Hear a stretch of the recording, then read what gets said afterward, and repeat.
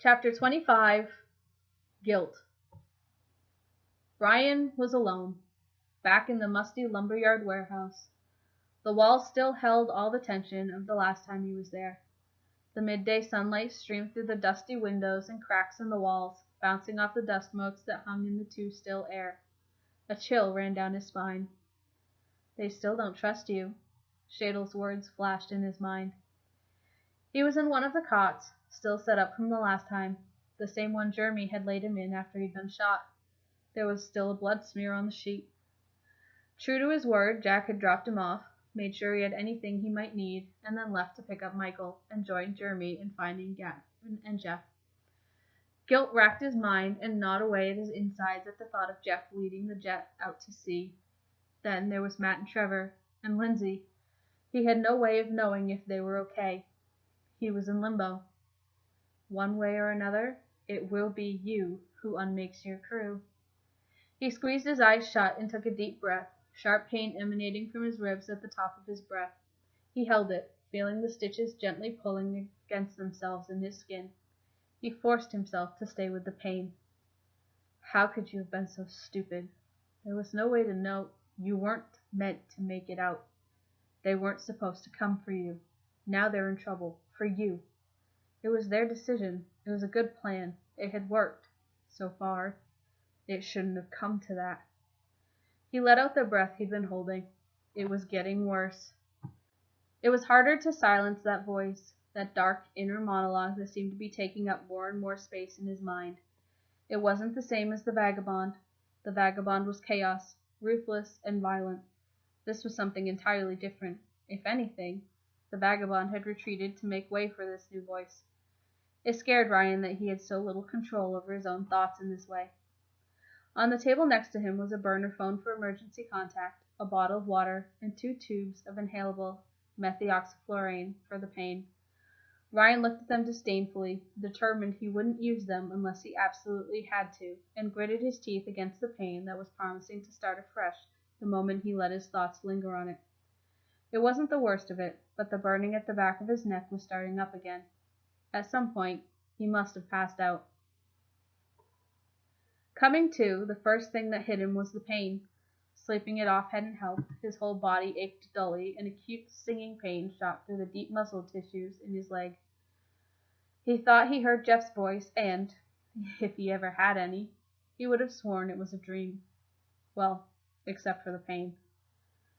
Gavin's one sly motherfucker, Jeff's voice enthused. Who knew you were capable of that? Gavin's voice replied proudly. I'm capable of lots of stuff when I have to be. Yeah, but why can't that be always? Michael's voice shot straight back. There was a smattering of laughter that echoed the relief of a successful heist.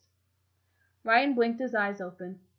The strong afternoon sun illuminated and warmed the warehouse, and he could see the crew lounging and sitting on the other cots nearby. Jeff was sitting on the edge of the cot furthest from him, facing Ryan with Michael and Jack on either side.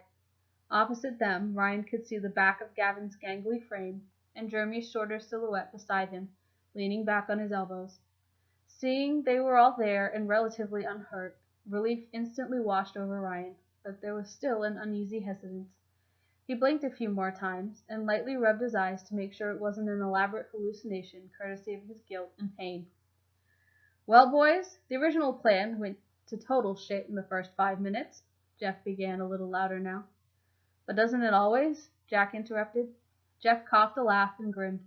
Yeah, in true A.H. Crew style.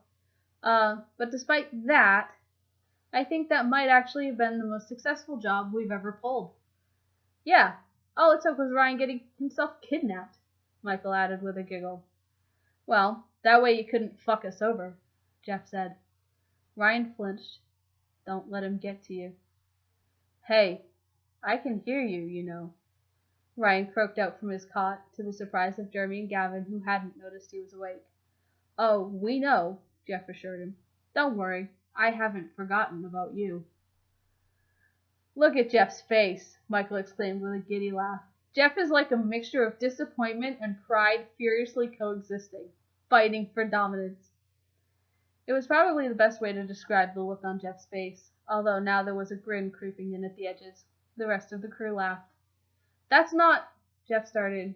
Actually, that's pretty fucking accurate. He rubbed his face. It's like, you guys are my greatest mistakes. He said it in the most affectionate way possible. And you're the king of the idiots, Jeremy added. Jeff laughed. Yeah, I sit on the throne atop Moron Mountain. Speaking of morons, Ryan. The tone of his voice had a dark edge to it, and he rose from where he'd been sitting. Ryan cringed. He was fully lucid now, and he could see a lecture coming. What the hell were you thinking back there? Jeff yelled. It wasn't really a question, but Ryan jumped to answer it anyway.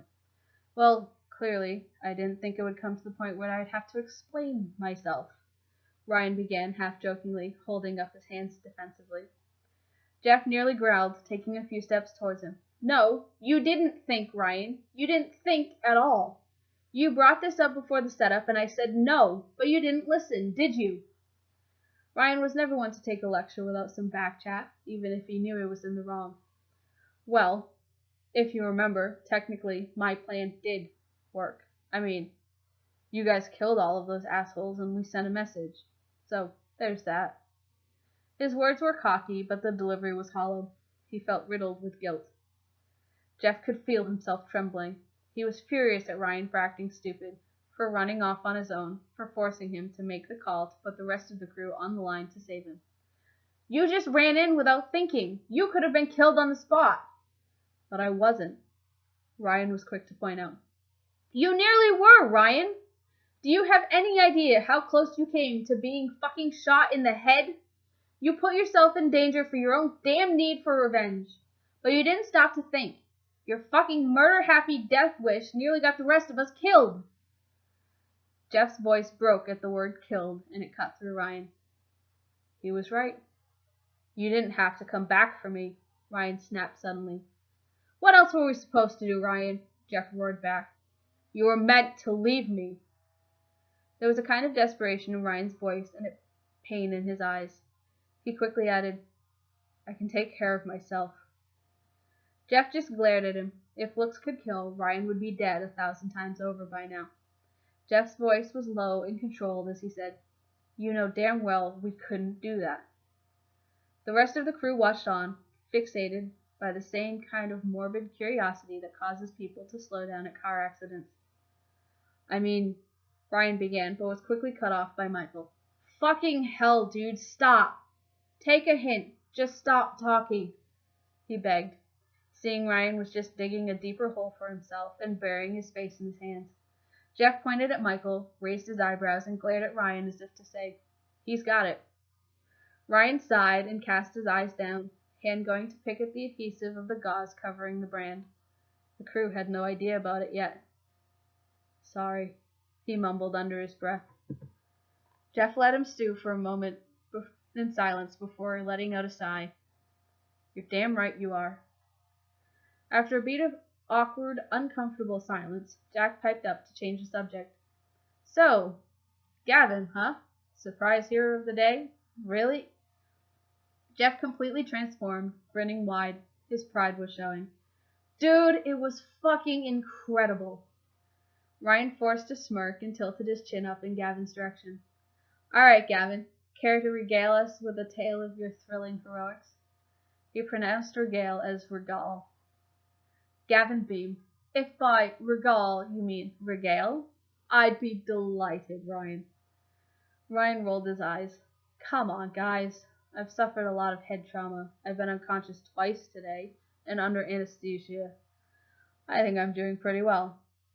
If he hadn't also flubbed the word anesthesia, they may not have laughed so hard. Wait a sec, Gav. Michael pointed to Gavin's chest, still giggling. What is that? Is that a GoPro? Oh yeah, we're making a video. He waved awkwardly at the GoPro mounted via harness to his chest. I can show you. Michael looked skeptical. Why are you making a video?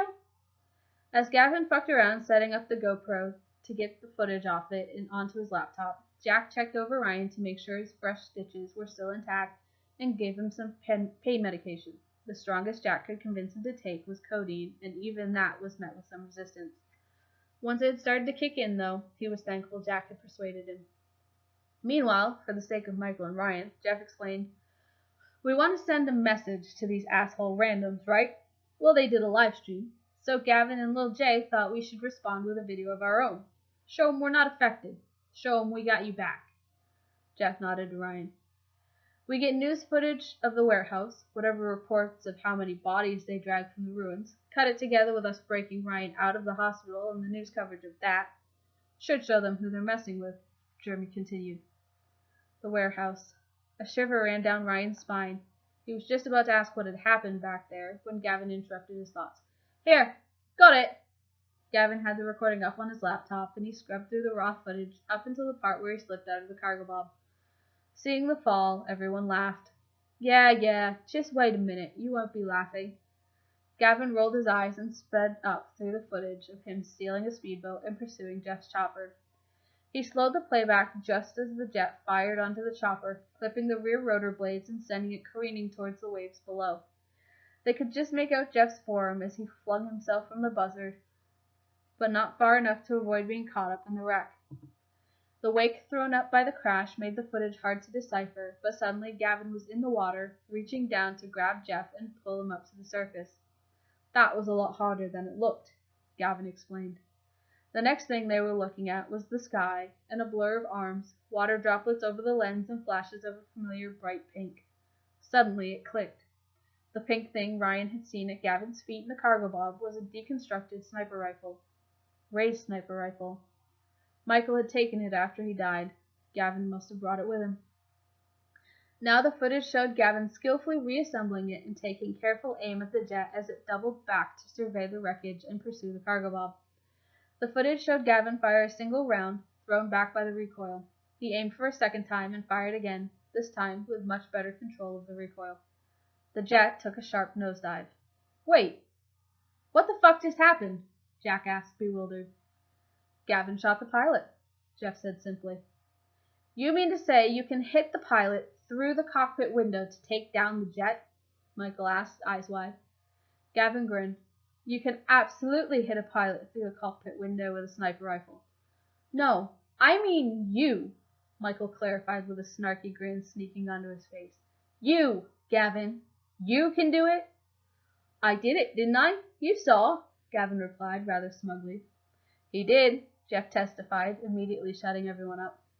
Gavin beamed. "Can you imagine how good that would have looked in slow-mo?" Again, Gavin could pull it out of the bag when it counted. And boy, did that one count. "Son of a bitch. Good job, Gavin," Jack enthused. He was met all around with praise from the others. Ryan congratulated him too. He still felt terrible, though. He should have been there. It was his fault, after all. It took a little while for things to settle down. Everyone was exchanging stories of how things went down after they all got separated, filling in the blanks. It was only then that Ryan remembered. What happened to Shadles? And the big guy, Zutura? He was probably the one in charge, at least of trying to take us down, this time. Michael looked a little embarrassed, rubbing the back of his head. "The bigger guy? I might have put a few bullets in him. Like, maybe..." He shrugged and pulled a face like a child caught eating candy he shouldn't be.